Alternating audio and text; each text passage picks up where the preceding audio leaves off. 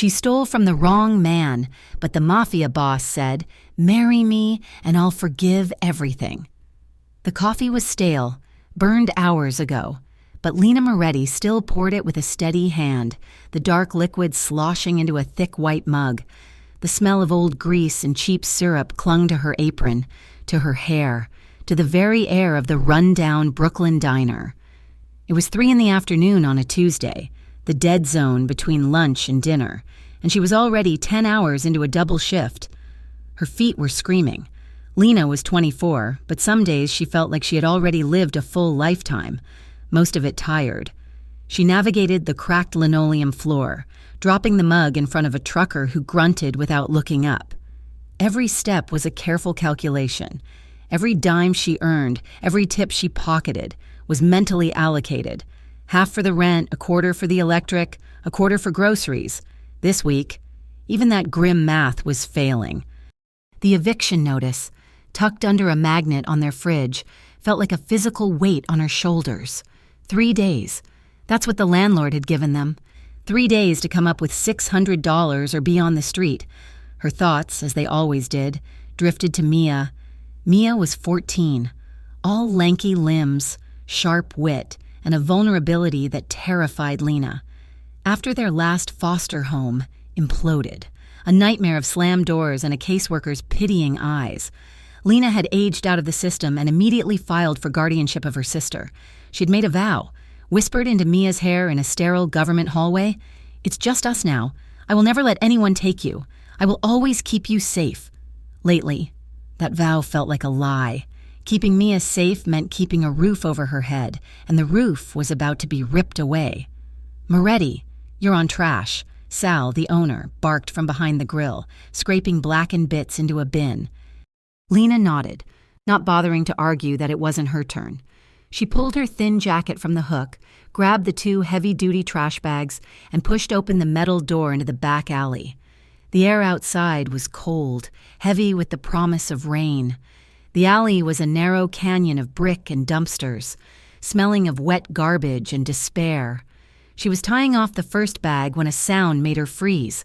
Not a threat, but the opposite. The low, almost silent thrum of a high-end engine, a sleek black SUV. Something so expensive it looked alien in this alley, was parked 20 feet away. It was idling.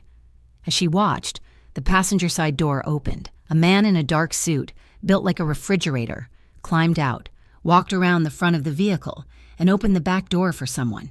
He then stepped away, his back to her, speaking into his cufflink. Lena stared at the open passenger door. On the leather seat, gleaming in the dim alley light, sat a briefcase. A hard-sided, silver aluminum case, locked. Lena didn't think. She couldn't afford to. Thought was a luxury. There was only the eviction notice, the empty fridge, and Mia's face when she said she was hungry this morning. Her heart hammered against her ribs. A frantic bird in a small cage. The man's back was still turned. He was pacing, his voice a low growl into his wrist. She moved. Her worn sneakers made no sound on the damp pavement. 3 steps, 4. She reached into the cab of the truck. Her fingers brushed the cold metal. The handle was smooth. The case was heavy. She pulled it out, her eyes locked on the man's back. He hadn't moved. She tucked the briefcase against her stomach, backing away slowly.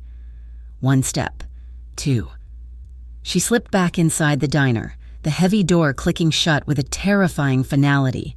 Her hands were shaking so badly she almost dropped it. She shoved the case into her own oversized, worn-out tote bag, hiding it under her spare apron. The rest of her shift was a blur. She shattered a water glass. She gave the wrong change. Sal yelled at her, but she just nodded, her mind 1,000 miles away, fixed on the heavy weight in her bag. She ran the last 2 blocks to their apartment building, taking the stairs 2 at a time to their 4th-floor walk-up. The air in the stairwell was thick with the smell of curry and stale beer. "Lena? Is that you?" Mia was sitting at their small, wobbly kitchen table, a textbook open, a piece of notebook paper covered in doodles. "Hey, kid," Lena said, her voice strained. "How was school?" "Fine. We have that algebra test tomorrow." "Mrs." Donato said. "Great, that's great, Mia." Lena dropped her bag by the door. Listen, I need to take a shower. Can you start on dinner? Just the pasta. We can use the red sauce from the jar." She waited until she heard the clang of the pot and the rush of water in the kitchen sink. Then she locked the bathroom door, turned on the shower to cover the noise, and pulled the briefcase out. It was a professional-grade case. A combination lock mocked her. She didn't have time for this. She went to the kitchen, grabbed a screwdriver and a butter knife, and returned. She wedged the screwdriver into the seam and twisted. Her muscles strained. The metal groaned, then popped. She did the other side. The lid hissed open. Lena's breath caught. Stacks of cash, $100 bills, bound in paper bands, more money than she had ever seen in one place. Thousands, tens of thousands. Her rent problem was solved. Her grocery problem was solved. But beneath the money, there was more. A stack of documents, ledgers, names, and grainy black and white photographs of people in compromising positions. A thick sheaf of papers detailing shipping routes and container numbers. And under that, a single, sealed, silver anti-static bag. Inside it, a black USB drive. A strange symbol was embossed on the plastic, a stylized, geometric wolf's head, biting its own tail. The shaking in her hands returned, violent and uncontrollable. This wasn't drug money. This wasn't some shady businessman's stash. This was something else. This was organized, dangerous. She wasn't a thief who had found a windfall. She was a mouse who had been stolen from a dragon. She slammed the case shut, her mind racing. She had to put it back. She could take the cash, just enough for rent, and leave the rest. No, they would know. They would know someone had been inside. She shoved the case under her bed, hid the cash deep in her mattress, and stumbled out of the bathroom, her clothes still dry, the shower still running. Mia looked up. "You okay, Lena? You look like you saw a ghost." "I'm fine," Lena lied. "Just tired." Sleep did not come. She lay awake all night, staring at the ceiling, the silhouette of the briefcase under her bed, a dark, menacing shadow in the moonlight. The next morning, she was a wreck. Her eyes were gritty, her nerves frayed to the breaking point. She walked Mia to the bus stop, hugging her a little too tight, before heading to the diner for another shift. The day dragged on. Every time the bell on the diner door jingled, her heart leaped into her throat. She imagined the man from the alley, the one built like a refrigerator, walking in. But the morning passed. Lunch rush came and went. She was starting to believe, just maybe, that she had gotten away with it. Then, at 2:30, the bell jingled. 2 men walked in. They weren't truckers. They weren't neighborhood regulars. They were dressed in immaculate, dark gray suits, with crisp white shirts and silk ties. Their shoes were polished to a mirror shine. They looked as out of place in Sal's diner as the SUV had looked in the alley. They took 2 stools at the counter, right in her section. Lena swallowed, picked up her notepad, and walked over. "Can I help you?" The one on the left, older, with silver hair at his temples and eyes like chips of ice, gave her a small, polite smile. "Coffee, black." The one on the right, younger, with a restless energy, just nodded. She poured the coffee, her hand trembling, a small amount sloshed onto the counter. "Sorry." As she wiped it up, the older man spoke, his voice quiet. "We're looking for someone. A girl named Lena Moretti." Ice flooded her veins. She kept her head down, scrubbing the counter. "Never heard of her." "That's funny," the man said, his voice still pleasant. He tapped his finger on the counter, right next to her hand. "Because your name tag says Lena." She snatched her hand back, her head snapping up. The man's smile didn't reach his eyes. "You're a hard person to find, Lena, but we're very good at our jobs." "I don't know what you're talking about," she stammered. "I don't know you." "We just want to talk about something you found," the younger one said, his voice a low growl. The older one shot him a look, and he fell silent. "We know you work a double," the older man said, placing a $50 bill on the counter. "For the coffee. Keep the change. We'll be in touch." They stood up and walked out. The bell jingled, and they were gone. Lena ran to the bathroom and was sick. She felt their eyes on her for the rest of the day. A black car parked across the street, a man reading a newspaper who never turned the page. She was marked. She practically ran home after her shift. the darkness of the streets feeling more threatening than ever. She was 2 blocks from her building, digging in her pocket for her keys. When she heard them, heavy footsteps, quickening behind her. She didn't look back. She ran. She plunged into the narrow alley that was a shortcut to her building's side entrance. A hand grabbed her arm, spinning her around. It was the younger man from the diner. His face was hard. "The boss wants to see you. Now." "Get off me," Lena screamed. Reacting on pure, feral instinct, she drove her knee up, hard, into his groin. The man grunted, his grip loosening in surprise. It was all she needed. She shoved him, scrambling over a pile of trash bags, and burst out onto her street. She didn't stop until she was inside her apartment, the deadbolt thrown, the chains secured, and a chair wedged under the knob. She stood shaking in the dark, her chest heaving. She couldn't do this. She couldn't put Mia in this kind of danger. She had to get her sister and run. The next morning, she woke Mia before dawn. "We're going on a trip," she said, her voice strained. "A trip? What about my test?" "We'll figure it out. Just pack a bag, quickly." Lena was throwing clothes into a duffel bag when she realized the money. She needed the money. She pulled the stacks from the mattress. She grabbed the briefcase. She didn't know what to do with it. Return it? Keep it as leverage? She didn't have time to decide. She had to get Mia to safety. She hustled Mia out the door, her eyes scanning the street. It was quiet, too quiet. "Lena, you're scaring me," Mia whispered, clutching her backpack. "It's going to be fine," Lena said, her voice a poor imitation of confidence. "We just need to get to the bus station." They turned the corner, heading for the main thoroughfare, and stopped. The 2 men from the diner were standing at the end of the block, blocking their path. The black car was parked at the curb. "Just keep walking," Lena said, pushing Mia behind her. "Don't look at them. We'll cross the street." "The boss isn't happy." "Lena," the older man called out, "you made Enzo very sore." "Leave us alone," Lena shouted, her voice trembling. The men started walking toward them, closing the distance. Lena backed up, pulling Mia with her, trapped. A second car, a sleek black Maserati that seemed to drink the gray morning light, pulled up to the curb beside them. The engine was a low, dangerous purr. The back window slid down. The man inside wasn't like his men. He wasn't a blunt instrument. He was a surgeon's scalpel. He looked to be in his early 30s, with dark, swept-back hair, a strong jaw, and eyes so dark they seemed to pull all the light from the air. He wore a suit that was probably worth more than Lena made in a year. His charisma was a physical force, a palpable wave of power and danger. He looked at his men. "That's enough." His voice was quiet, but it cut through the morning air like a command. The 2 men stopped, instantly. His gaze shifted to Lena and Mia. He studied them, his expression unreadable, calculating. "Send the girl to school," he said. His voice was calm, a smooth baritone. Lena stared at him, frozen. He focused on Mia. "It's all right," he said, and his voice softened, a terrifyingly gentle sound. "Your sister and I just have some business to discuss. You go on to school. You don't want to be late for your algebra test." Mia's head whipped toward Lena. "You told him about my test?" "Go," Lena said, her mouth dry.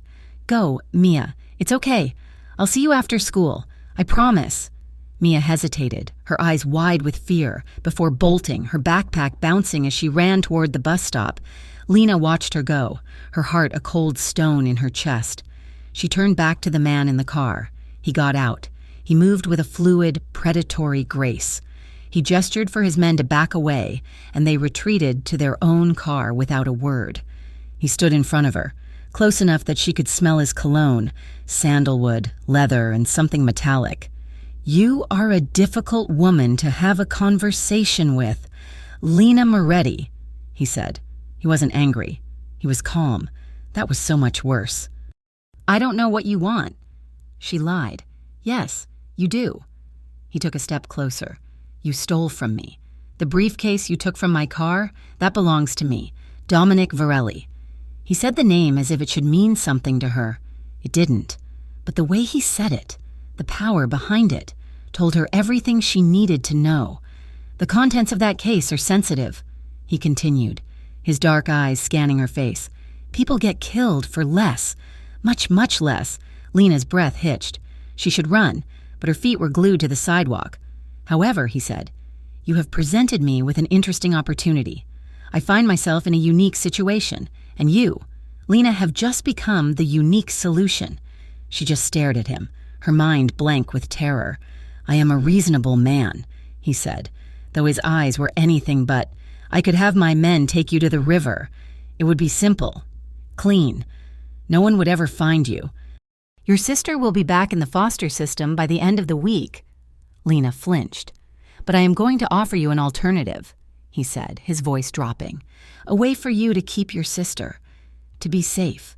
He paused, letting the silence stretch, letting the fear build. "Marry me." The words hit her like a physical blow. She blinked. "What?"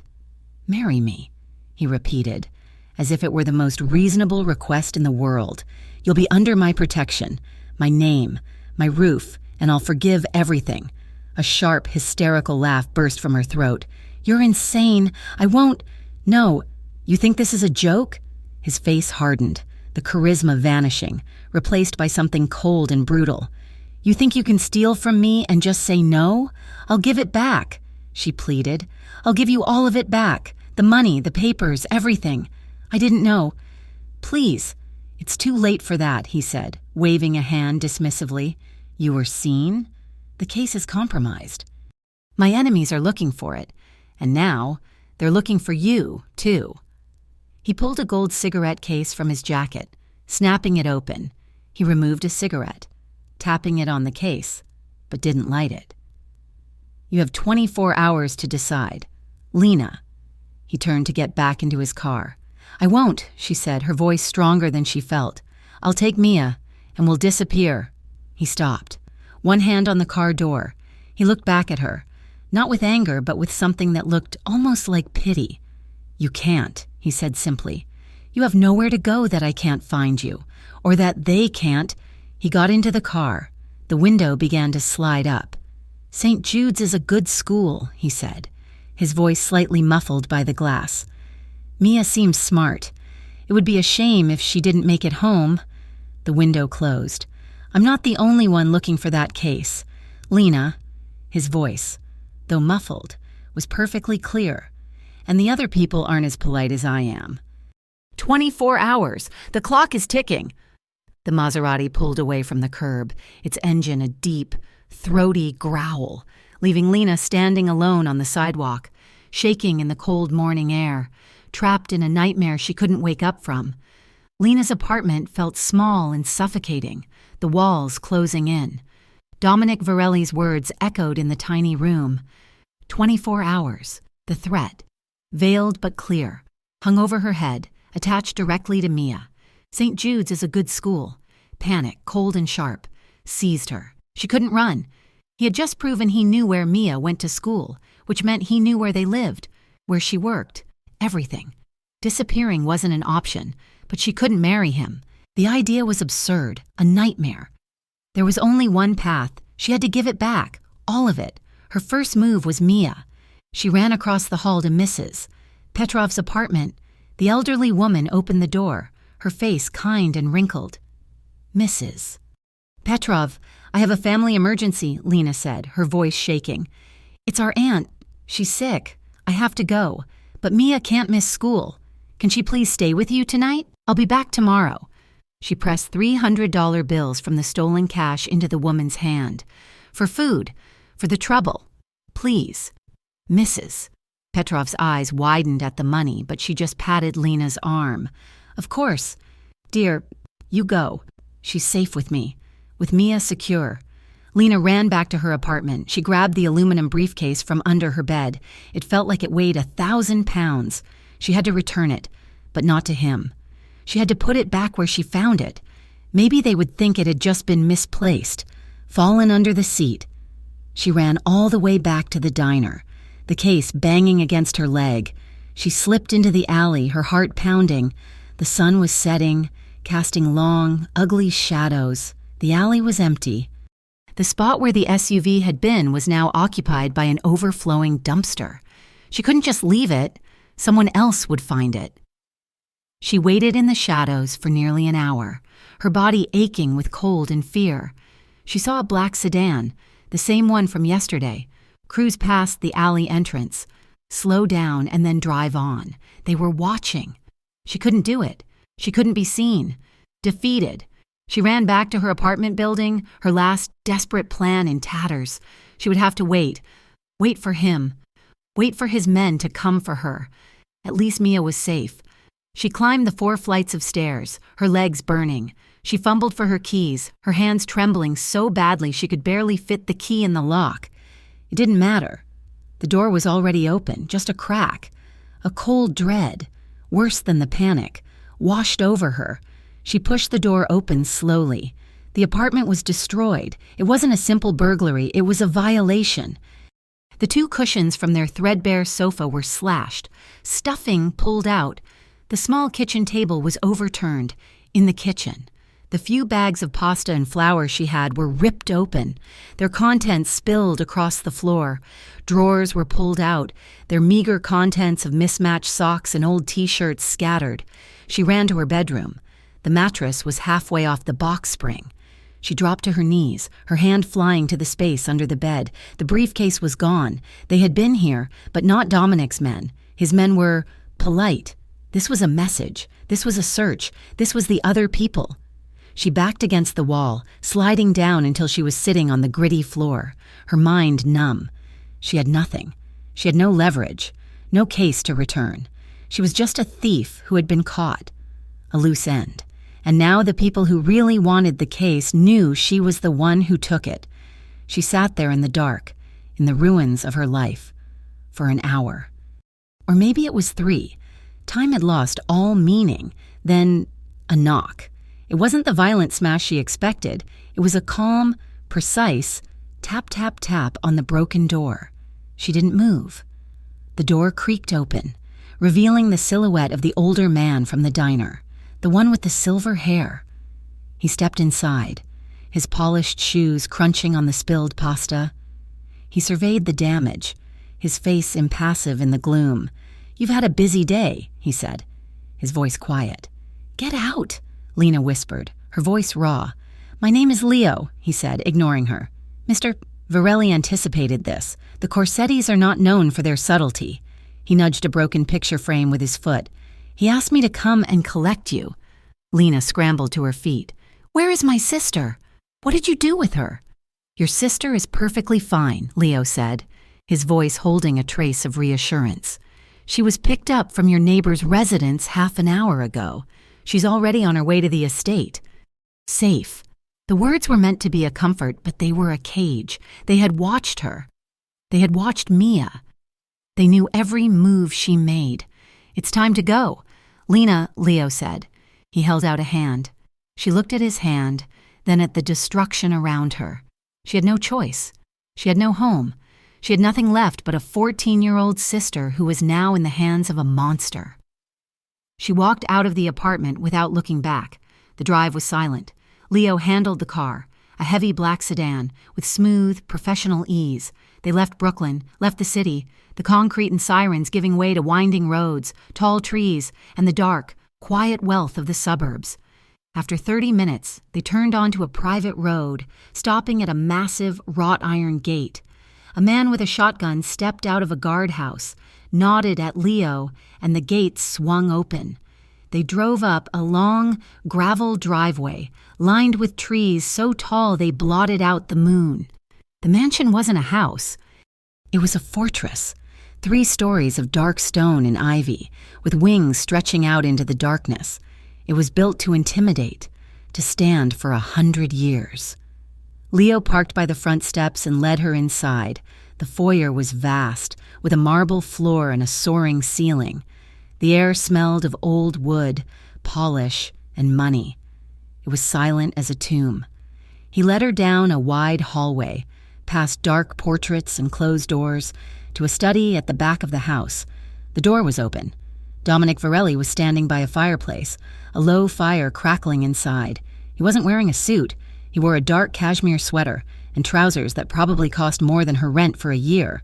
He looked up as she entered, his dark eyes unreadable, He was not alone. A woman stood near his desk. She was perhaps in her early 40s, with dark hair pulled into a severe, elegant knot. She wore a tailored suit, and her eyes, sharp and intelligent, raked over Lena with open contempt. "Lena, thank you for coming," Dominic said, his voice laced with dry sarcasm. "I trust the accommodations were to your liking." Lena ignored him, her eyes on the woman. "This is Camilla," Dominic said, "my consigliere. She handles the legal side of my organization." "This is her?" Camilla's voice was sharp, a stiletto. "The street rat from the diner. This is what has the Corsettis tearing the city apart." "I didn't," Lena started, but her voice faltered. "You stole a briefcase." "Ragazza," Camilla snapped. "You put this entire family at risk. Do not play the victim. You are a thief." "Camilla," Dominic said, his voice quiet, but it cut Camilla off instantly. She closed her mouth, her jaw tight. "That's enough." Dominic gestured to a leather chair. "Please, sit." Lena remained standing. "Where is Mia?" "She's upstairs," Dominic said, "with a woman named Sophia. She's been fed, and she's probably asleep. She is safe, which is more than I can say for you." He picked up a glass of dark liquid from his desk. "The men who destroyed your apartment, they were not mine. They work for a man named Rafe Corsetti. He and I are competitors, and you just gave him a significant advantage." "You knew I would be there," Lena whispered, the pieces clicking into place. "You left the case. You set me up." A flicker of genuine surprise crossed Dominic's face. He almost smiled. "No, I'm not that clever, and I'm not that sloppy. I believe you were a pawn, Lena, but not in my game. Someone in my organization is working with the Corsettis. They arranged for that stop, for my men to be distracted. They used you, a random waitress, to make the handoff. They thought you'd be invisible. They were wrong," he continued. "They underestimated you, and I underestimated them. Now, the Corsettis have the case. They have the leverage they needed to move against me, and they know you were the one who took it." Lana felt sick. "So what do you want from me? It's gone. I don't have it." "I know," Dominic said, "which brings us back to my proposal. Right now, you are at a loose end. The Corsettis will want to kill you to make sure you can never testify to what you saw. My own people," he shot a pointed look at Camilla, "see you as a liability, a traitor. They might want to do the same, just to be safe." He took a step toward her. "But if you are my wife, everything changes. You are no longer Lena Moretti, the thief. You are Lena Varelli, my bride, to the press, to the public. You are an innocent woman I swept off her feet. My rivals," he said, his voice hardening, "cannot touch the wife of Dominic Varelli without declaring all-out war. And my family," his eyes met Camilla's, "will be bound by blood to protect you as one of their own." "You want to use me," Lena said, the words bitter. "As a shield. It's the only one you have," Dominic replied. "It's the only one I can offer you. And Mia," that was it. The blade. He always twisted it. "If I do this," Lena said, her voice shaking but hard, "what happens to my sister?" "She stays here. With you," Dominic said. "My men. 24 hours a day will protect her. She'll have private tutors. She'll be safe. She'll have a life you could only dream of giving her. All you have to do is say yes. This was not a choice. It was a surrender. It was the only way to keep her promise to Mia." Lena looked at Camilla's hostile face, then at Dominic's cold, calculating one. "I'll do it," she whispered. The words tasted like ash. "I'll marry you." She lifted her chin. "But I want your word. I want your oath, or whatever it is people like you have, that Mia will never, ever be hurt, that she is safe, no matter what happens between you and your competitors." Dominic's expression was intense.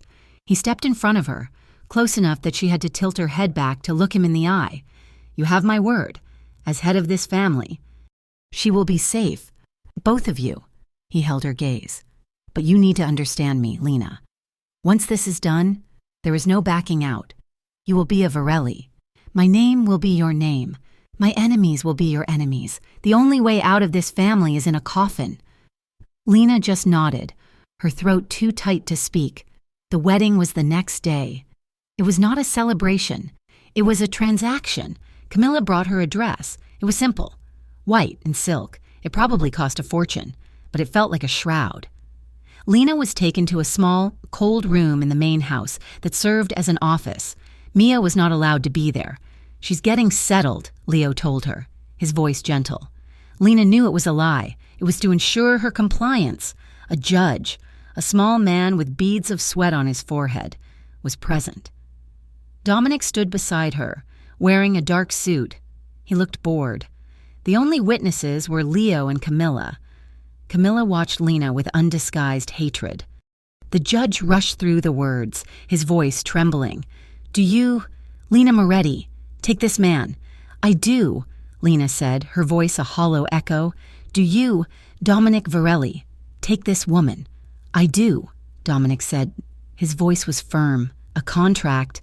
I now pronounce you—" The judge swallowed. "You're married." There was no kiss. There was no music. Dominic simply took her elbow. "It's done. You are Mrs. Varelli." That night, he walked her to the master bedroom. The room was enormous, dominated by a king-sized bed and dark, heavy furniture. It was beautiful, sterile, and cold. Lena stood by the window, her arms wrapped around her waist, watching the armed guards patrol the grounds below. She was vibrating with tension, with fear, with a bone-deep weariness. She heard him enter the room and heard the soft click of the door. "This is your room now," he said from across the room. She turned on him, a sudden hot anger bubbling up through the fear. "My cage."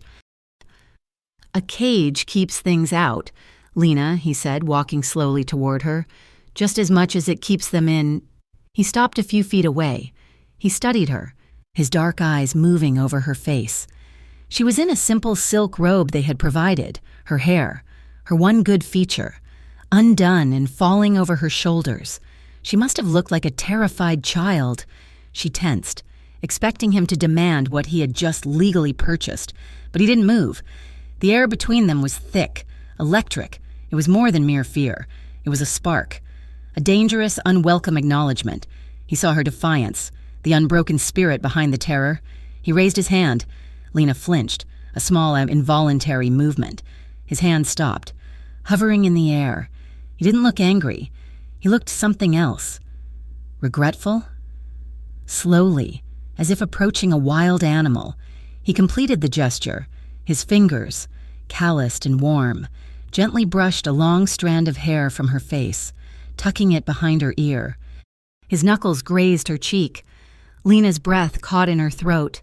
The touch was so tender, so at odds with the man who had threatened her sister, that it sent a shock through her system. Her eyes locked on his. "I didn't want this either," he said. His voice a low, rough murmur, almost a confession. His thumb brushed, once, over the high arch of her cheekbone. "But you walked into my world. You kicked the hornet's nest."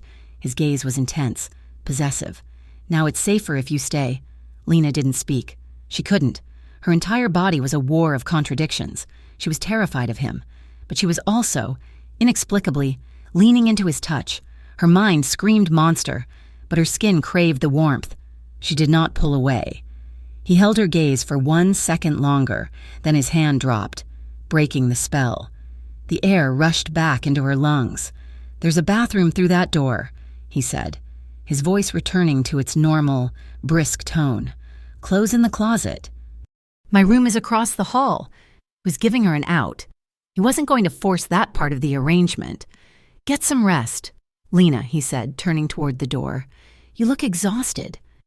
He left, the heavy door clicking shut, the sound echoing in the vast, silent room. Lena was alone, her cheeks still tingling, her new life as Lena Varelli just beginning. Life in the Varelli estate was a study in gilded suffocation. Lena woke up every morning in a bed larger than her entire bedroom in Brooklyn, tangled in sheets with a thread count so high they felt like water. A silent woman, one who never spoke, left a tray of food outside her door 3 times a day. The silence of the house was more unnerving than the sirens of the city. It was a heavy, watchful quiet. Dominic was a ghost during the day. Lena would see him only in passing, a glimpse of his tailored suit disappearing down a hallway, the low murmur of his voice from behind a closed door, the crunch of his car's tires on the gravel drive. He was a man of business, and his business was clearly booming. At night, however, he was a presence. He didn't join her in the massive master bedroom. He still slept across the hall, but he would find her. She would be reading in the cavernous 2-story library, and he would appear in the doorway, a glass of amber liquid in his hand, just watching her. He'd stand there for 5 minutes, 10 minutes, his dark eyes cataloging her every move, before turning and leaving without a word. His distance was a cold wall. His watchfulness was a hot brand. Lena didn't know which was worse. On the 3rd day, they brought Mia. Lena was pacing the foyer when Leo, the silver-haired bodyguard, walked in, holding Mia's hand. "Lena?" Mia screamed, breaking free and launching herself into Lena's arms. Lena squeezed her, burying her face in her sister's hair, breathing in her scent. "Mia, Mia, oh God, I missed you. This place is crazy," Mia whispered, pulling back, her eyes wide as saucers, taking in the marble floor and the chandelier. "Is this a hotel? Mrs. Petrov said you had a family emergency. Are you okay? Did you get the rent money?" Lena's heart fractured. "It's complicated, kid. We're safe. That's what matters." "Safe?" Mia's gaze went past Lena. Lena turned. 2 men, built like the refrigerator who had first grabbed her, stood at the door. They were in black suits. They were not smiling. "Who are they?" Mia whispered, her bravado fading. "They're security," Lena said, the word tasting like a lie. "Mr. Varelli has assigned Sophia to be Mia's governess and personal security," Leo said, his voice polite, "and those 2 gentlemen will be with her whenever she is outside her secured rooms." Lena's blood ran cold. She looked at Mia's bright, innocent face, and then at the 2 stone-faced guards. This wasn't protection. This was a statement. This was the tangible proof of the danger Dominic had spoken of. The threat, which had been an abstract concept, now had a face and a name: the Corsettis. And her impulsive, desperate theft had dragged her 14-year-old sister into the middle of it. For the first time, Lena felt a cold prickle of gratitude for the stone walls around her. They were in a cage, but they were keeping the wolves out. Dominic granted her access to the estate. He was almost civil about it. He walked her through the rooms himself, his hands clasped in front of him, like a high-end real estate agent. "The library is yours," he said, gesturing to the thousands of leather-bound books. "The music room. There is a piano. Do you play?" "No," Lena said. "A pity." He didn't seem to care. "The grounds are safe. The guards have their orders. You can use the pool, the gardens." He led her down a long, dark-paneled hallway. At the end, it branched. To the left was the main house. To the right, a heavy oak door. Even from here, she could hear the low hum of voices and activity. "This," he said, stopping, "is the Red Wing, my office, my business. It is not for you." His voice was not harsh. It was absolute, a simple statement of fact, as unchangeable as gravity. "You do not come here. You do not ask questions about it. Your safety depends on your ignorance." "Do you understand me, Lena?"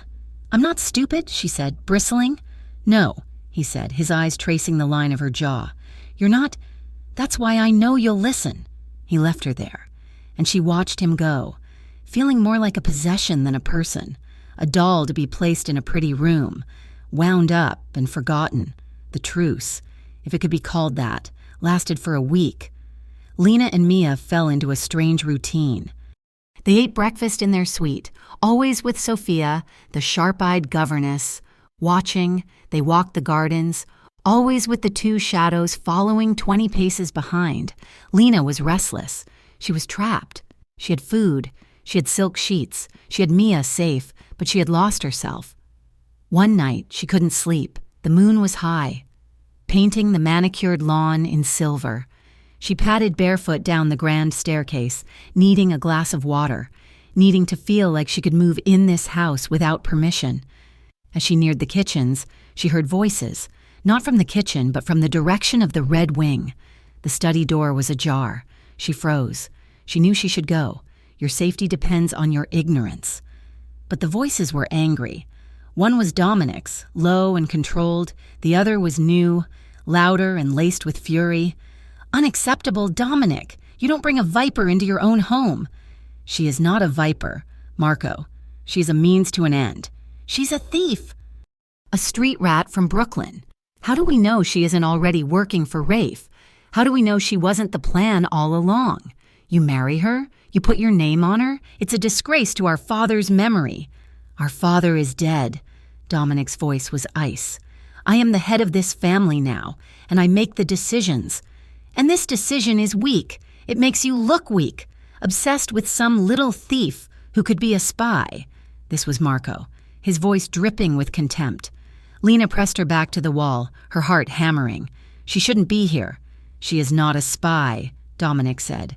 "She's a diversion. She's leveraged. The Corsettis are looking for her, and I have her. As my wife, she's a shield. She makes me look like a man in love, not a man preparing for war. While they are busy watching her, I am busy gutting them." A cold silence followed. Then Marco spoke. "A shield. So she's just a piece in your game." "She's a tool," Dominic said, his voice flat, devoid of all emotion. "A shield, that's all. Now get out, I have work to do." Lena didn't hear the rest. She was already moving, flying up the stairs, her feet silent on the thick carpet. She burst into her room, her breath coming in ragged, painful gasps. A tool, a shield, that's all, the gentle touch to her cheek. I didn't want this either. The awkward dinners where he'd push a bowl of olives toward her, remembering she liked them. The way his eyes had softened when she'd hugged Mia. All of it a lie. A calculated act. She felt sick. She felt betrayed. It was a deeper, hotter betrayal than she had ever imagined. He hadn't just used her. He had made her think, for a few stupid, desperate moments, that she was a person. She was going to be sick.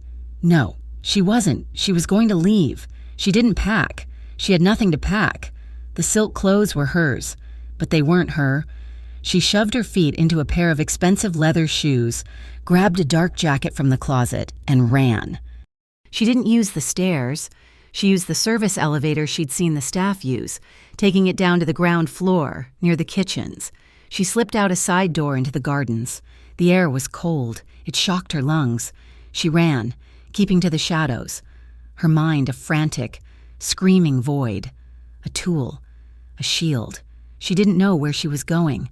She just knew she couldn't be here. She couldn't look at his face again. She couldn't let Mia grow up in a house where they were nothing but objects. She would take Mia. They would run. They would go somewhere he'd never find them. Alaska, Canada. She reached the massive front gates. They were 20 feet tall, black iron and securely locked. She saw the electronic keypad, but there was a smaller pedestrian gate to the side with a simple, heavy latch. She was fumbling with the latch, her fingers numb, her whole body shaking, when the world exploded in light. Floodlights from the gatehouse snapped on, bathing her in brilliant, agonizing white. "Going somewhere? Lena?" His voice. She spun around. Dominic was walking toward her from the shadows of the driveway. He wasn't in a car. He had been waiting. He must have known. He always knew. "Let me go," she said, her voice a low, trembling snarl. "Go where?" He stopped 10 feet away. He wasn't wearing a jacket, just a black shirt. The sleeves rolled up his forearms. He looked calm. "Away from you," she screamed. "I heard you. I heard what you said to Marco. Your tool, your shield." A flicker of something, annoyance maybe, crossed his face. "You were listening." "I won't be that," she said, yanking on the gate. It wouldn't budge. "I'd rather take my chances with the Corsettis. At least they're honest about what they are." That made him move. He closed the distance in 3 long, predatory strides. "You think this is a game? You think you can just walk away? Get out of my way. Dominic." He grabbed her arm. His grip was steel. "You'll be dead before you clear the driveway, and Mia will be an orphan." "Let me go!" She hit him, her fist connecting weakly with his chest. His eyes went black. In one move, he spun her around and pinned her against the cold stone of the gatehouse wall. His body was a wall of muscle, pressing her back, trapping her. Her head braced one hand, the other still locked on her arm. He leaned in. his face inches from hers. His breath was hot on her cheek. "You don't get to walk out now," he hissed, his voice a low, furious growl. "You don't get to run. I gave you a choice. You were in danger, and you came to me. You chose this. You chose me. I didn't choose to be your thing," she cried, tears of rage and humiliation streaming down her face. She was so tired of being weak. "You're not a thing," he growled, his eyes dropping to her mouth. The air was electric, thick with her fear and his fury. "You're a fire. You're a problem. And you are mine." The tension snapped. It wasn't a choice. It was a combustion. He crushed his mouth down on hers. It was nothing like his gentle touch days before. This was raw, hungry, and full of a desperate, reluctant energy. It was a kiss of anger and possession, a brutal staking of a claim. His hand left her arm, tangling in her hair, gripping the back of her head to hold her still as his mouth devoured hers. Lena's hands were on his chest, pushing, but there was nowhere to push. Her body was trapped between the cold stone and his hard, muscled heat. A strangled sound, half protest, half surrender, died in her throat. Her fingers, which had been pushing, suddenly fisted in the material of his shirt, clutching him. It was drowning. It was a violation. It was the most alive she had ever felt. He pulled back, just an inch. They were both panting, their breath plumbing in the cold air. His eyes were black with a raw, unfiltered hunger that terrified her. He looked at her, his gaze locked on her swollen mouth, and for a second, she thought he would do it again. The rage, the humiliation, the sheer terror of her own reaction boiled over. Crack. The sound of her palm connecting with his cheek was sharp and loud in the night. He didn't move. He didn't even flinch. He just stared at her, the dark intensity in his eyes unchanged, a red mark already rising on his skin. Lena ripped herself free. His grip had loosened in surprise. She ran. She didn't stop until she was back in the master bedroom. The heavy door slammed, the lock bolted. She slid to the floor, her back against the wood. She looked at her hand. It was stinging, and it was trembling, violently. But as she stared at it, a cold, horrifying realization dawned. It wasn't trembling from fear. It was trembling from the contact, from the kiss. The next morning, she refused to come out. She ignored the staff's gentle knocks. She ignored Sophia's calls about Mia. She sat on the window seat, wrapped in a blanket, feeling hollowed out. At noon, she heard a key in the lock. He entered. He didn't walk in. He just stood in the doorway. He was in a fresh suit, the mark on his face gone. But he looked tired. He looked awkward. The all-powerful Dominic Varelli, standing in a doorway, at a loss. Lena didn't look at him. She just stared at the gardens. He started. He cleared his throat. "My actions last night were not acceptable." He sounded like he was reading from a script. He sighed, the sound heavy. "I don't know how to be gentle," he said, the words blunt, honest, and quiet. "I've never had a reason to be. I've never wanted to be." This was, she realized, the closest he would ever get to an apology. The honesty, so rare, broke something in her. "Why?" she whispered, her voice hoarse. "Why did you call me that? A tool, a shield?" He was silent for a long moment. "It was to placate Marco," he said. "He is my brother. He's volatile." They were words, just words to end an argument. "Not to me," Lena said, her voice shaking. "They're not just words." She turned to look at him, her eyes raw. "In the system in the foster homes, you learn that's all you are. You're a tool for a paycheck. You're a number in a file.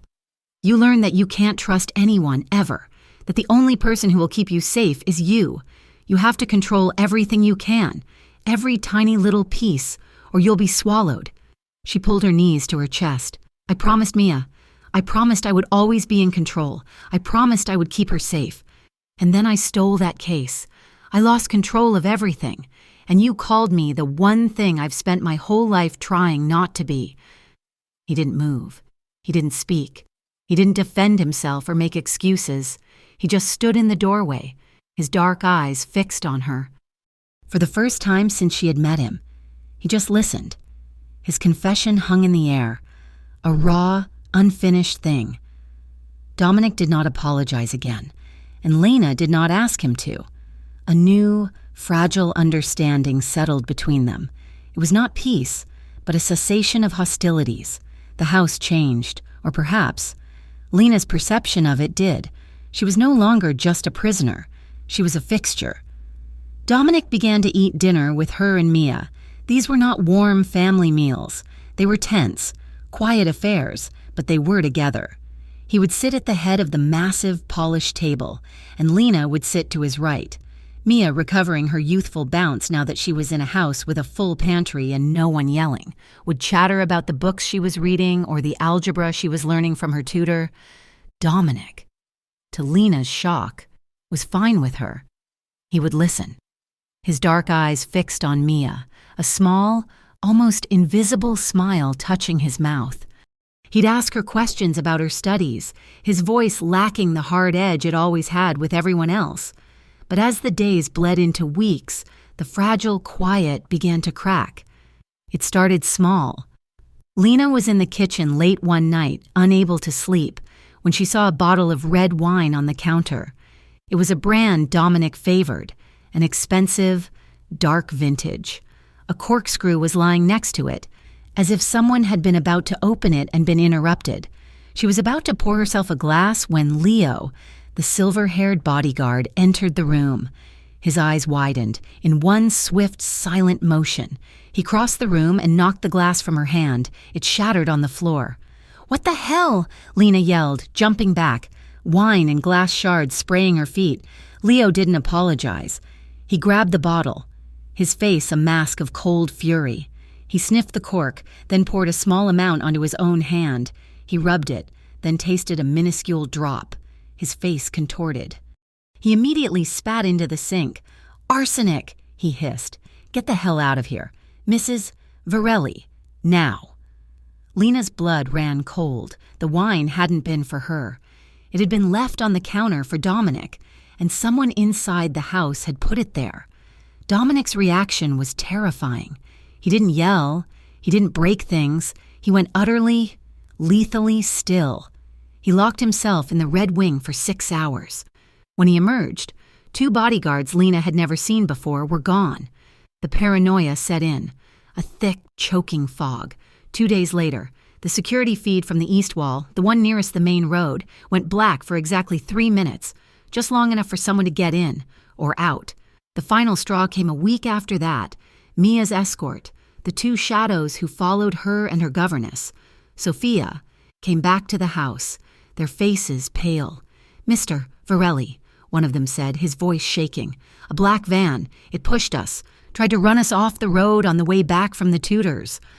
It wasn't a road rage thing, sir. They knew the route. They knew the timing." That night, the house was a fortress on lockdown. New guards, new codes, new locks, and Dominic changed. The quiet, watchful presence became a possessive, suffocating force. He was no longer just a ghost in her daytime. He was her shadow. "You will not leave the main house," he ordered, finding her in the library. "What? But the gardens are not safe. The house is not safe." He was pacing, a restless panther in a cage of his own making. "There is a traitor, someone on the inside, someone who knows my habits, my routes, someone who knows which wine I drink." His eyes landed on her, and the intensity in them made her skin prickle. "And they know about you and Mia. What are you going to do?" she asked. "I am going to cut the head off the snake," he said, his voice a low growl. "But until I find it, you are a target. Mia is a target." He began to control her interactions. He didn't want her speaking to the staff, which was fine, as they rarely spoke to her. But then he went further. "Camilla," he said one evening, "she's been asking about you, what you eat, what you read. Do not speak with her. Dominic, she's your consigliere. She is being curious," he snapped, "and I don't like her curiosity. And Marco, my brother, he has a hot head and a loose tongue. Stay away from him." "You can't just forbid me from speaking to people," Lena shot back, the old fire returning. "You don't get to control me." "I am not controlling you," he said, stepping into her space, his voice dropping. I am protecting you. Whoever this is, they are close. They are watching. They see you as my weakness, and I will not let them have you." The words hung in the air. My weakness. Not a tool, not a shield, a weakness. Her anger faded, replaced by that same unwelcome, undeniable pull. His paranoia wasn't just about his empire. It was about her. His possessiveness was not just about property. It was about fear. This man, who commanded killers, who moved millions in shadow, was afraid of losing her. The attraction, the spark that had been buried under weeks of tension, roared back to life. It was a dangerous, stupid feeling. She was a fool. He was a monster. He was a killer. But he was also the only man who had ever listened to her, the only man whose touch, however rough, felt like a promise. That night, she couldn't sleep. She could hear him. His room was across the hall, but she could hear his restless pacing, back and forth, back and forth. She put Mia to bed, reading an extra chapter, and kissed her forehead. Sophia, the governess, was now sleeping on a cot in Mia's room. The fortress was secure. Lena walked out of the suite and crossed the hall. She didn't knock. She just opened his door. He was standing by the window, his back to her, silhouetted against the moonlit grounds.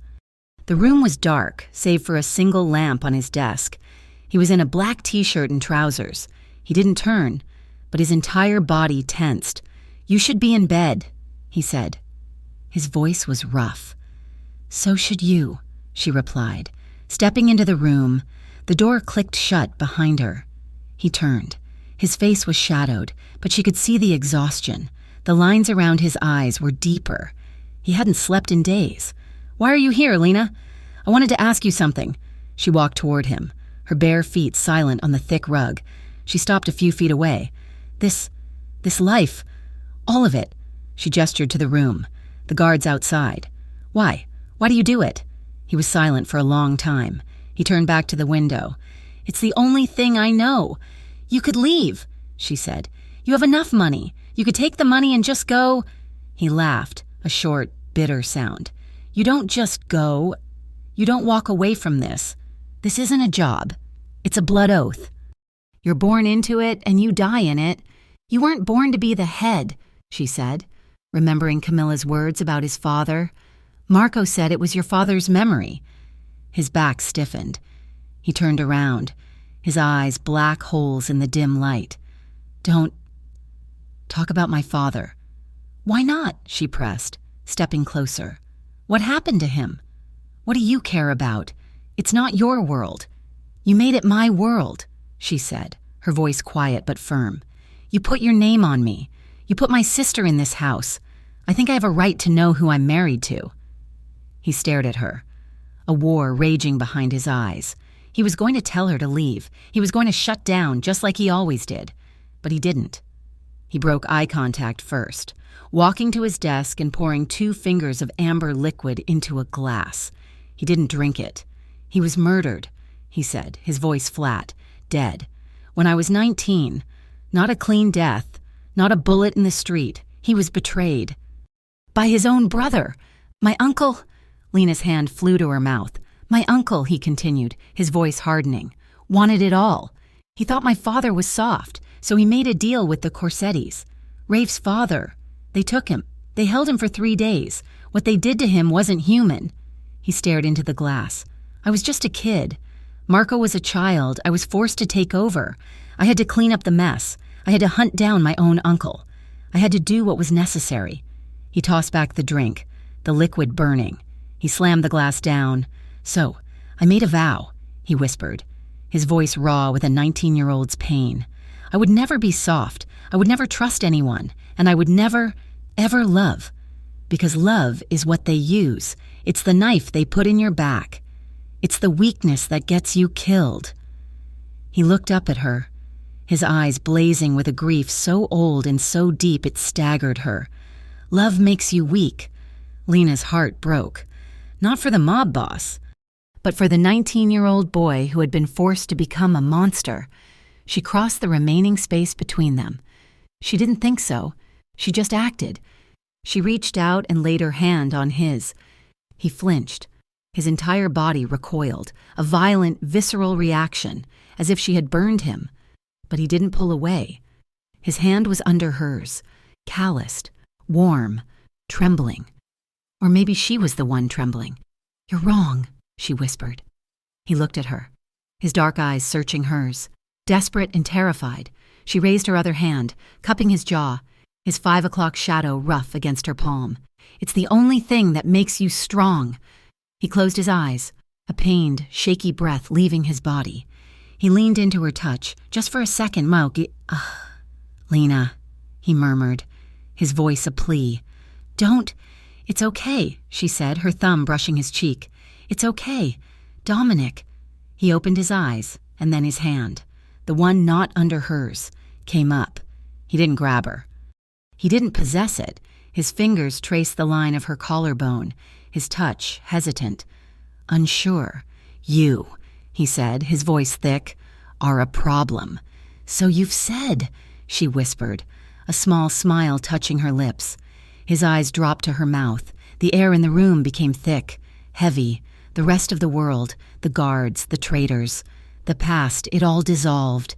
There was only this room, this man, and this fragile, terrifying connection. He leaned in, slowly, giving her every chance to pull away. She met him halfway. The kiss was not like the one at the gate. There was no anger, no possession. This was hesitant, questioning. It was a murmur of truths between one breath and the next. It was a slow, deep exploration. His lips were soft, warm, and they tasted of whiskey and regret. He pulled her closer, one hand sliding from her collarbone down to her waist, cupping it, holding her as if he was afraid she would vanish, as if she were smoke. She deepened the kiss, her hand sliding from his jaw up into his hair, her fingers tangling in the thick, soft strands. He groaned, a low, broken sound, and pulled her flush against him. His body was hard, all muscle and heat, and she melted against it. He kissed her neck, his breath hot on her skin. "I shouldn't," he murmured against her pulse. "This is a mistake." "Then make it," she breathed, tilting her head to give him better access. He lifted her then, as if she weighed nothing, and carried her to the bed.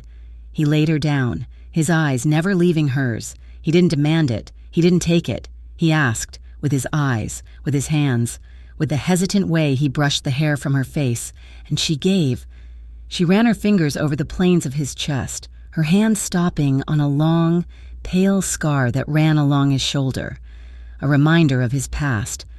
She traced it, a feather-light touch. He shuddered, but not from pain.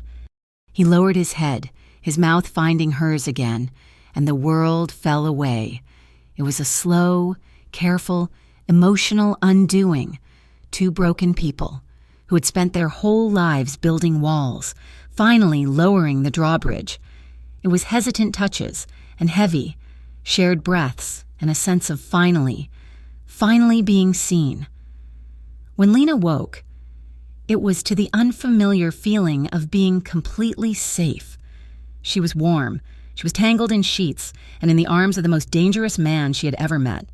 His arm was draped over her waist, his hand resting possessively on her hip.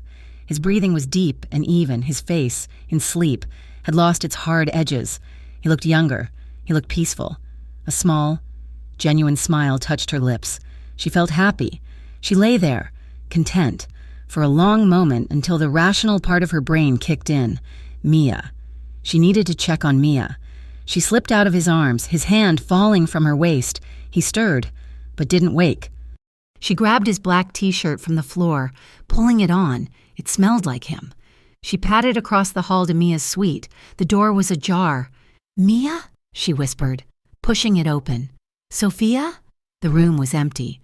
The cot where Sophia, the governess, had been sleeping was empty. The sheets were cold. Mia's bed was empty. It hadn't even been slept in. "No," Lena whispered. A cold, sick dread, worse than any she had ever felt, washed over her.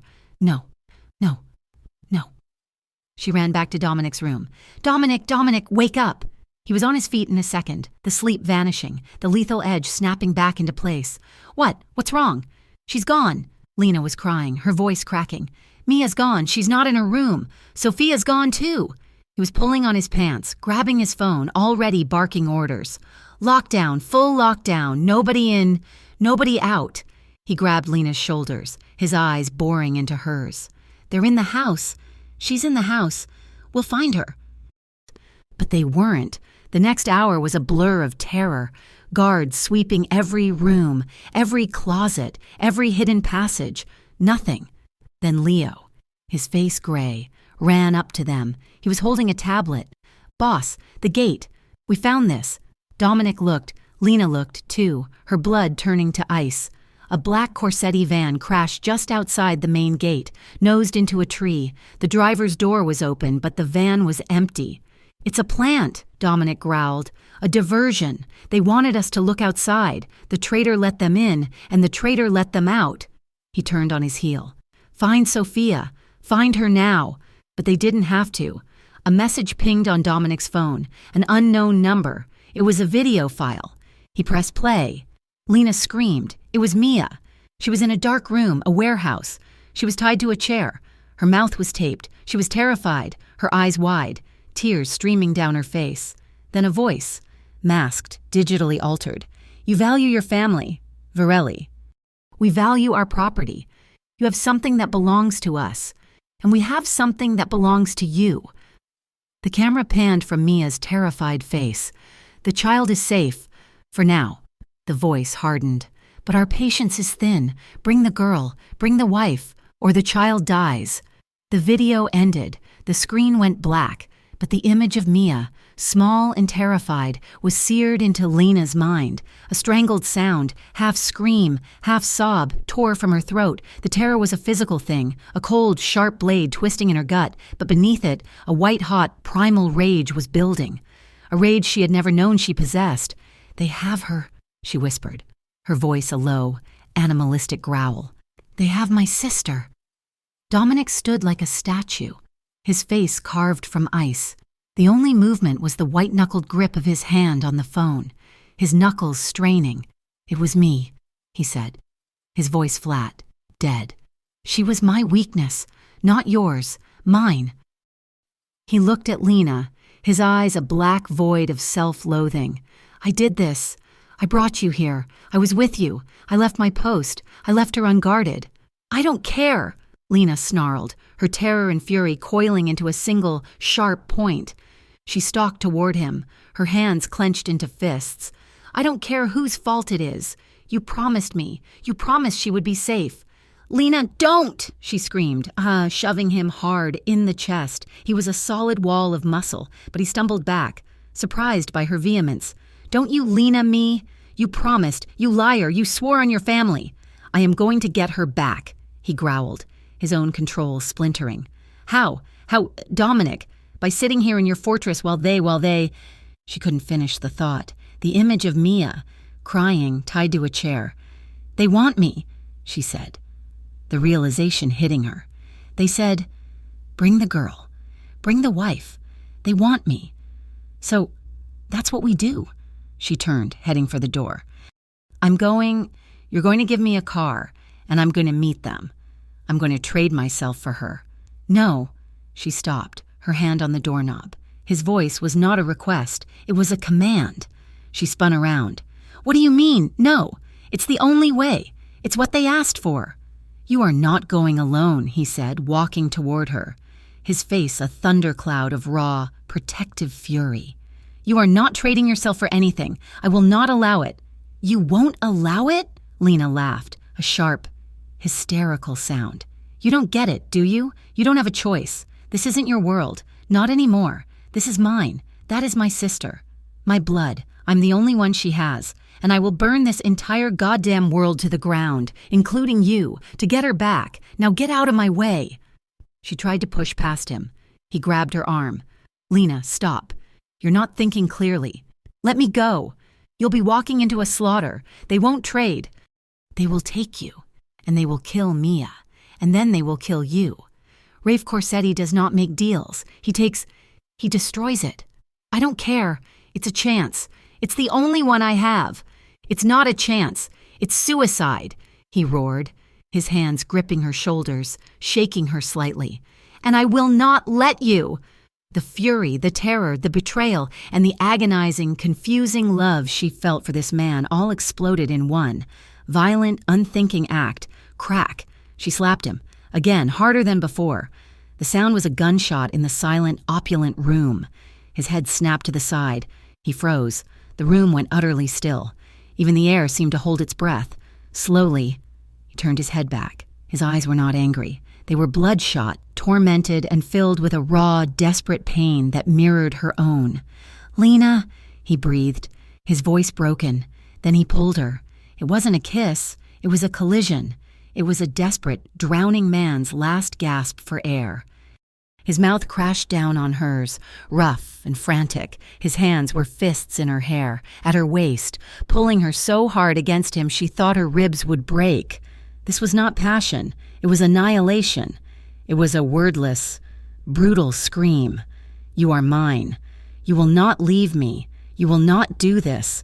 Lena, for 1 second, fought him, her hands beating against his chest, but the desperation in his kiss, the sheer animalistic terror of loss, it broke her. She wasn't fighting a monster. She was fighting a man who was just as broken as she was. Her hands, which had been fists, splayed open, her fingers dug into his shirt, holding on, as his mouth softened, just for a moment, a plea against her lips, then, just as quickly, he thrust her away from him. He staggered back, his chest heaving, his face pale. He looked at her, his wife, his weakness, his problem. "You make me insane," he said, his voice a hoarse rasp. He raked his hands through his hair, his eyes wild. "You make me weak." He took a deep, shuddering breath, the commander, the boss, snapping back into place, forcing the broken man back down. "But I swear to God, Lena," he said, his voice dropping, gaining its lethal, icy edge. "I swear on my father's grave, I will get her back, and I will kill the man who touched her." The plan was formed in minutes, not in a panic, but with the cold, lethal precision of a general. The traitor was still in the house. That meant they were being watched, their movements tracked. "Camilla! Leo!" Dominic barked into his phone. "Conference! Red Wing! Now!" They were in his office, the 4 of them. Camilla's face was pale, her usual composure gone, replaced by a cold fury. Leo was a statue of silver-haired granite. "They're watching the house," Dominic said. "They're listening. They're waiting for us to panic." "They're waiting for me," Lena said, her voice clear, the panic now frozen into a hard diamond of purpose. Dominic looked at her, and for the first time, he didn't look at her as a wife or a weakness. He looked at her as a soldier. He nodded. "Yes, they're waiting for you." The call came from a burnt phone, Camilla said, her fingers flying over a keyboard, routing through 4 different towers. But the video file has metadata, a compressed signature. It's from a closed-circuit system in the Red Hook warehouse district. I can't pinpoint which one, but I'm close. "It's not enough," Dominic said. "We need them to tell us, and they will." He turned to Lena. "You wanted to be bait. You're going to be bait." "I'm going to run," Lena said, the plan forming in her mind, a cold, clear picture. "The traitors think I'm weak, terrified. They think I'm the girl from the diner. They think I'll try to run." "Sophia, the governess. She was the traitor," Leo said, his voice tight. "She wasn't on a cot in the room. She was in the hall, with 2 of Corsetti's men while you were occupied. She disabled the floor's security from the inside. She walked Mia right out the service entrance." Dominic's face tightened, but he didn't react. "She's their inside line. She'll be watching Lena. So I'll give her a show," Lena said. She looked at Dominic. "I'm going to scream at you. I'm going to trigger a scene. I'm going to accuse you of letting this happen. Then I'm going to escape. I'll steal a car." "There's a black Range Rover in the auxiliary garage," Dominic said, his eyes gleaming with a cold, predatory light. "The keys are in it. It has a tracker. But the tracker will be the first thing they look for. We'll give them something else." He handed her a simple gold necklace. "It's a locator. Low frequency. They won't scan for it. Don't take it off." "They'll follow me," Lena said. "They'll think I'm running, and they'll pick me up. They'll take me to Mia." "And I," Dominic said, his hand resting on the butt of a gun holstered under his desk. "We'll be right behind you. Leo, you and your team follow me. Silent Dark. Camilla, you are on comms. You trace that locator. The second she stops moving for more than 5 minutes, you feed me the location." He looked at Lena, his gaze intense. "This is not a game. They will not hesitate to kill you. The second I give the signal, you go to ground, you find your sister, and you do not move until I come for you. Do you understand?" "I understand," Lena said. "I found Mia. I get her, and I get out." "No," Dominic said, his voice absolute. "You found her, and you wait. You are not a soldier. I am—" "You're wrong," Lena said. "I'm whatever I have to be, and you're not my boss right now. You're my ride. Let's go." The escape was a masterpiece of controlled chaos. Lena ran down the main hall, screaming, her voice echoing. "You let this happen! You left her alone, you bastard!" She slapped a vase from a table. It shattered. Dominic played his part. "Lena, get back here! Don't be a fool!" She ran out the front door. Security alarms blaring. She sprinted to the auxiliary garage, jumped in the black Range Rover, and peeled out, spraying gravel. She drove, her hands locked on the wheel, not knowing where she was going. She just drove, toward Brooklyn, toward the warehouses. "They're on you," Camilla's voice, tinny and calm, came from a tiny earpiece. "A black van, 2 cars. They're boxing you in, but they're keeping their distance. They're letting you run." "Where am I going?" Lena whispered, her heart hammering. "Just drive," Camilla said. "They'll direct you. They'll make you think it's your idea." Sure enough, after 10 minutes of frantic, aimless driving, the black van pulled up beside her. The window rolled down. A man she'd never seen pointed, hard, toward an exit ramp. They were hurting her. She took the exit. Down, down into the dark, industrial heart of Red Hook. The streets were empty, canyons of brick and corrugated steel, smelling of salt and diesel. The van motioned her into the mouth of a dark alley, which opened into a vast, dark warehouse. The bay door was rolling up. "I'm here," Lena whispered, her hands slick with sweat. "We see you," Camilla said. "The team is 2 minutes behind. Dominic is 1 minute. Do not engage. I repeat, do not engage. Wait for the signal." Lena put the car in park, the engine idling. The bay door slammed shut behind her, plunging the warehouse into near total darkness, lit only by a few dim, yellow bulbs. The car door was ripped open. "Get out, now!" Hands grabbed her, pulling her out, shoving her forward. "Move!" They pushed her into a small, brightly lit office in the center of the warehouse floor. And she saw him. He was sitting in a chair, his feet up on a desk, a glass of wine in his hand. He was not what she expected. He was young, handsome in a slick, brutal way, with dark, oiled hair and a smile that held no warmth. He looked like Dominic's dark reflection. "Lena Varelli," he said, his voice a smooth, educated purr. The face that launched 1,000 ships, or, in this case, sink one. "I am Rafe Corsetti. A pleasure to finally meet the woman who's been causing my associate so much trouble." "Where is she?" Lena demanded, her voice shaking. "Where is Mia?" "So impatient." Rafe chuckled. He stood, walking around the desk. He was a snake in a $1,000 suit. "You know, Dominic and I, we go way back. Our fathers were partners, until his father got greedy. And now, Dominic, he gets soft." He circled her, sniffing the air. "He marries a thief, a waitress. He brings a stray into his home. He thinks it makes him look human. It just makes him look weak. Where is my sister?" "She's fine," he said, waving a hand dismissively. "For now." He leaned in, his voice dropping. "See, you have something I want. That briefcase you stole? The original? The documents? The USB? Your husband made a copy, but the original has a little extra something. A digital signature, the proof. And you, my dear, are going to tell me where he's keeping it." "I don't know what you're talking about," Lena stammered. Rafe's smile vanished. Wrong answer. He nodded to a guard. The door behind him opened. Mia. She was being held by the traitor. Sophia. A gun pressed to her temple. "Mia," Lena screamed. "Lena, I'm scared," Mia cried, tears streaming. "Let her go." Lena lunged, but 2 guards grabbed her arms, holding her fast. "It's very simple," Rafe said, picking up his wine. "You tell me where the case is, or I have Sophia remove your sister, and then I'll remove you." He smiled. "Dominic will be all alone, which, I suppose, is what he deserves." "I don't know," Lena cried, fighting against the guards. "I don't know." "A pity," Rafe sighed. He nodded at Sophia. "Do it." Sophia's finger tightened on the trigger. "No!" Lena screamed. Bang, bang, bang! The world exploded. It wasn't a bullet from Sophia's gun. The main warehouse door imploded, a black SUV smashing through it before it even stopped. Dominic was out, a gun in each hand, his face a mask of pure, apocalyptic rage.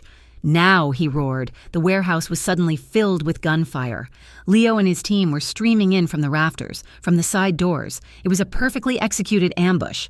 Rafe Corsetti grabbed Lena, using her as a human shield, pressing a gun to her head. "Dominic, stop, or she dies, I swear to God."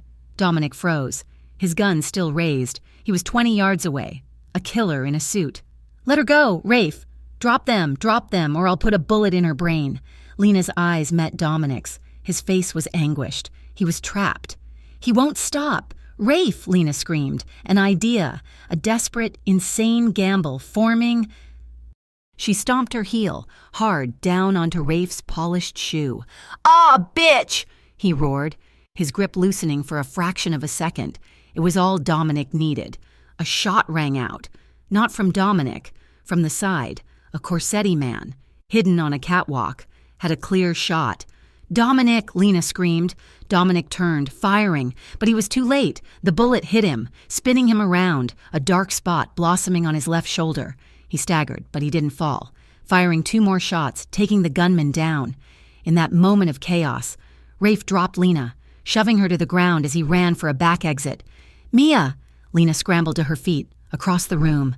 Sophia, the traitor, was dragging Mia toward the same exit. Lena saw a gun lying on the floor, dropped by a dead Corsetti man. She didn't think so. She grabbed it. It was heavy, cold. "Let her go!" Lena shouted. Sophia turned, raising her own gun. Lena fired. The sound was deafening. The recoil slammed her wrist back. Sophia collapsed, a neat, dark hole in her chest. The warehouse went silent, the air thick with smoke. Mia was standing, frozen, staring at the body of the woman who had been her governess. "Mia, run! Run to me!" Mia ran, sobbing, and launched herself into Lena's arms. "It's okay, baby, it's okay. I got you," Lena murmured, her body shaking, the gun still hot in her hand. She looked up, across the room. Rafe Corsetti was gone. His men were dead or captured, and Dominic was on one knee, his hand pressed to his shoulder, his head bowed. He was collapsing. "Mia, stay here," Lena said, pushing her behind a stack of crates. She ran across the warehouse, skidding to her knees on the concrete floor, right in front of him. "Dominic," she said, her hands fluttering over him, afraid to touch him. Blood, dark and thick, was pouring between his fingers. He was pale. "Hey," he rasped, his eyes finding hers. "Oh God, you're shot," she said, her voice breaking. She ripped a piece of her own shirt, pressing it hard against the wound. He hissed in pain. "It's just my shoulder. I'm fine." "You're not fine. You're bleeding." "You're an idiot," she sobbed. Tears she hadn't even realized she was holding back now, streaming down her face. "You stupid, stupid man. Why did you do that? Why did you turn?" She was pressing on the wound, her hands covered in his blood. "Don't die," she whispered, her voice raw, desperate. "Do you hear me? Don't you dare die, not after everything." He looked up at her, his dark eyes so full of pain, now holding a strange, faint light. A small, pained smile touched his lips. "You called it love," he whispered. Lena blinked, confused. "What? In my office?" he rasped, his eyes starting to close. "You called me a bastard. You said I let this happen." "I never said that," she said, her heart pounding. "I never said love." His smile widened, faint, ghostly. "I know." And he passed out, his head slumping forward, his weight falling against her. He didn't die, The chaos of the warehouse dissolved into the sterile, white quiet of a private medical wing. It wasn't a hospital. Dominic Varelli did not go to hospital. Leo had driven them, lights off, to an unassuming suburban house, a safe house, which contained an operating theater and recovery rooms more advanced than any city emergency room. A doctor, a silent man with nervous eyes, had worked on Dominic's shoulder for 2 hours, extracting the bullet. Lena had refused to leave. She sat in the corner, still in her blood-soaked clothes, Mia wrapped in a blanket asleep on her lap. She had held her sister through the entire, terrifying ride, whispering, "I got you. You're safe," until the girl had cried herself to sleep. Now, she watched the steady beep of the heart monitor. Dominic was alive. He was pale, weakened, but he was alive. For 3 days. Lena did not leave that room. She sat vigil. She watched his chest rise and fall. She watched the doctor change the bandages. She watched Mia slowly come back to life, her eyes losing their haunted look, her appetite returning as she sat in the corner of the room, reading a book, content just to be in the same space as her sister. While Dominic slept, the Varelli empire moved. There was a purge. The organization, shaken to its core by the betrayal, began to clean its own house.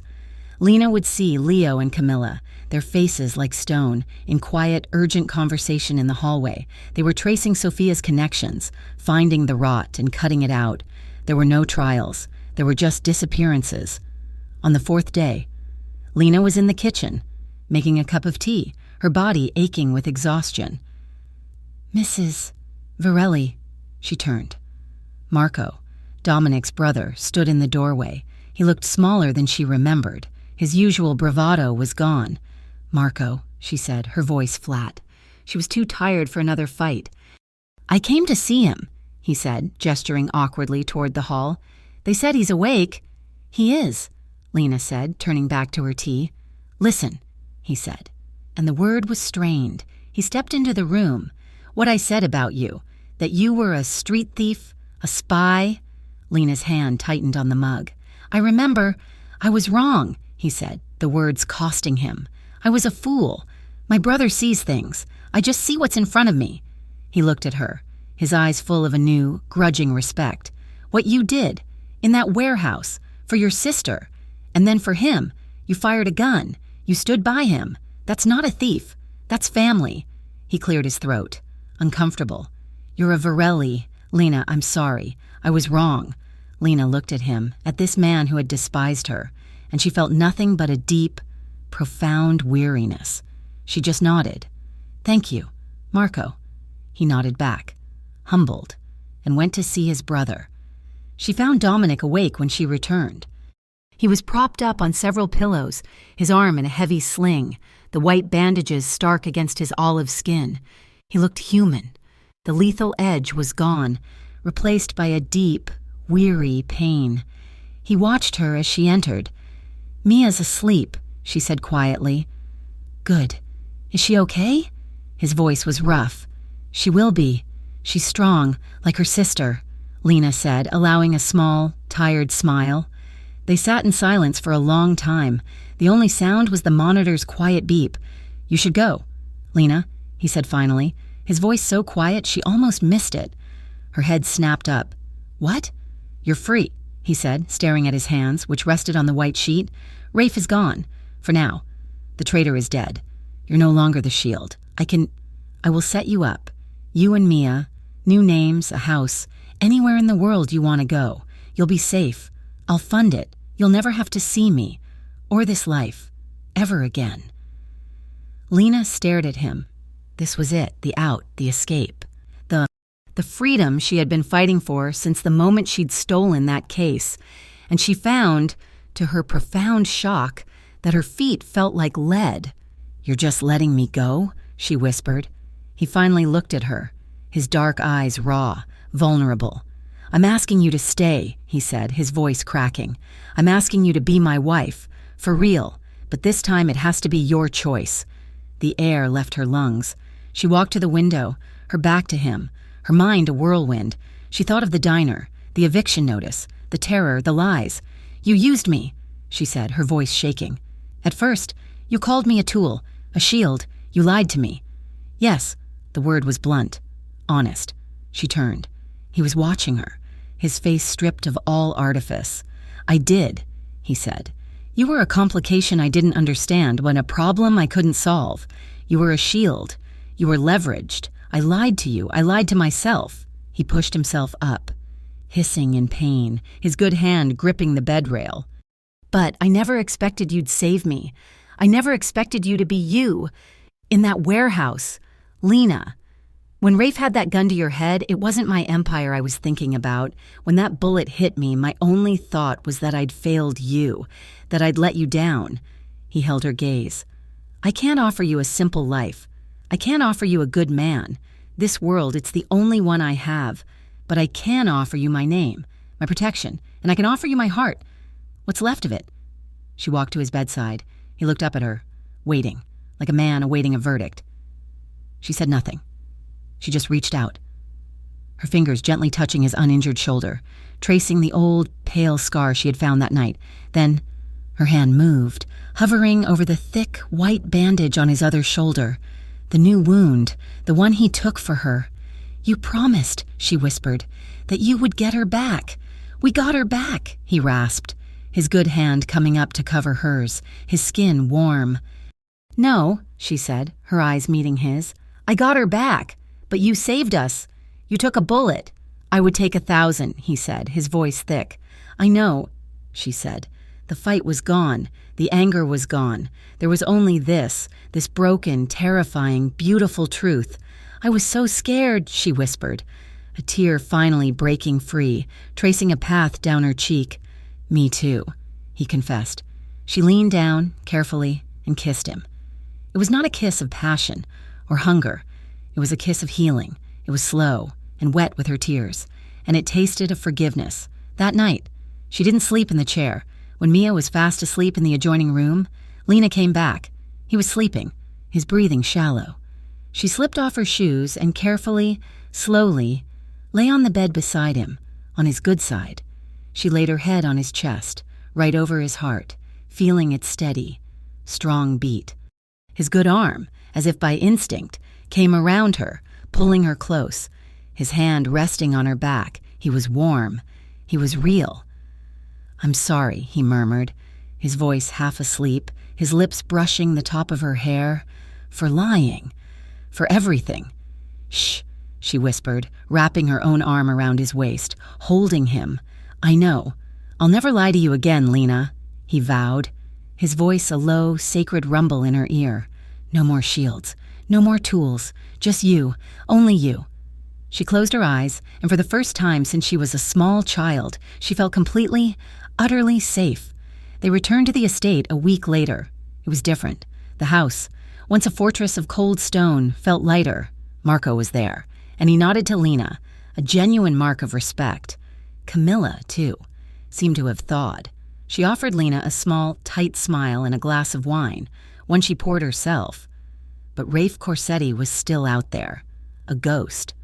He's licking his wounds, Dominic said, standing in his office. His arm was still in a sling, but his power was back. He's not stupid. He won't come at me directly again. Not like that. He's going after your shipping line, Camilla said, handing him a tablet. We've had 3 containers go missing in the last 2 days. He's bleeding you. Then we go to war, Dominic growled, his eyes hardening. We found his ships. We burned them to the waterline. Lena, who had been standing by the window, turned. No. Dominic looked at her, surprised. What? The briefcase, she said, walking toward the desk. The one I stole. The USB. Where is it? In the main safe, Dominic said. Why? You said Rafe said that the original had something extra. A digital signature? Proof? Proof for who? Dominic said, frustrated. This is our world. The police won't touch this. They will if it's not about you, Lena said, her mind working, pieces clicking into place. When I first opened that case, in my apartment, I looked at the documents, the ledgers, the shipping manifests. It wasn't just guns or drugs, the codes, the container numbers I didn't understand then, but I do now. She looked at Camilla. then at Dominic. "I used to work in a diner. Dominic, in a bad part of town. I saw things. The girls who came in. Scared. Girls who vanished. The roots in those papers, they're not for cargo. They're for people." The room went dead silent. "What are you saying?" Camilla whispered. "I'm saying," Lena said, her voice hard as steel, "that Rafe Corsetti isn't just a mobster. He's a human trafficker. That's his real business. That's his real power. And that," she said, "is his weakness." Dominic's face was a mask of cold, unholy rage. "My uncle worked with Rafe's father. They were involved in that. I never knew Rafe kept it going." "He did," Lena said. "And that's how you beat him. You don't go to war. You don't sink his ships. You give the USB and those documents anonymously to the FBI, to the press. You're not a rival mob boss. You're a concerned citizen. You let them take him down." Dominic stared at her, his eyes wide, a slow, dangerous smile spreading across his face. He looked at Camilla. "Do it." The takedown was not a spray of bullets. It was a news report. 3 days later, Lena and Dominic were in the study. A fire crackling, a breaking news alert flashed across the screen. In a stunning raid this morning, billionaire shipping mogul Rafe Corsetti was arrested by a joint federal task force. Authorities cite an anonymous tip, backed by digital proof, linking his vast empire to one of the largest human trafficking rings in American history. Lena watched the footage of Rafe, in handcuffs, being shoved into a car, his handsome face contorted in a mask of rage. Dominic muted the television. He turned to Lena. He was in awe. "I guess," he said, his voice soft, "you really were the wild card." Lena smiled, walking into his arms, careful of his shoulder. "I told you, I'm whatever I have to be." Months later, the gardens of the estate were filled with soft light and music. It was not a grand affair. It was a small ceremony, a renewal of vows. But to them, it was the only one that had ever mattered. Lena wore a cream-colored dress, simple and elegant. Mia, now 15 and radiant, stood beside her as her maid of honor. Dominic, his shoulder healed, his suit immaculate, watched her walk toward him. He had eyes only for her. Leo was his best man. Marco and Camilla sat in the front row, and this time, Camilla smiled when the judge pronounced them, again, man and wife. Dominic didn't wait. He pulled Lena to him, and his kiss was slow, deep, and full of a love so profound it was a physical presence. Later, they danced under the string lights, alone on the stone terrace. He held her close, his arms wrapped around her, his chin resting on her hair. "You know, Mrs. Varelli," he whispered in her ear. "This time, I won't forgive you." Lena pulled back, her brow furrowing in confusion. "What?" He smiled, that slow, dangerous smile that was now just for her. He pulled her tighter, his voice a warm, possessive rumble. "Because I never want you to leave again." Lena laughed, a sound of pure, unadulterated joy. She laid her head back on his chest, her arms locking around his neck. "Good, because I'm not going anywhere. Thank you for listening to this story. I truly hope you enjoyed this journey with Lena and Dominic. If you did, please let us know where you are listening from in the comments. We love seeing how far our stories travel. Be sure to subscribe to Mafia Romance Stories for more tales of danger, passion, and survival. And finally, share your thoughts in English. What was your favorite part of their story? We cannot wait to read what you think.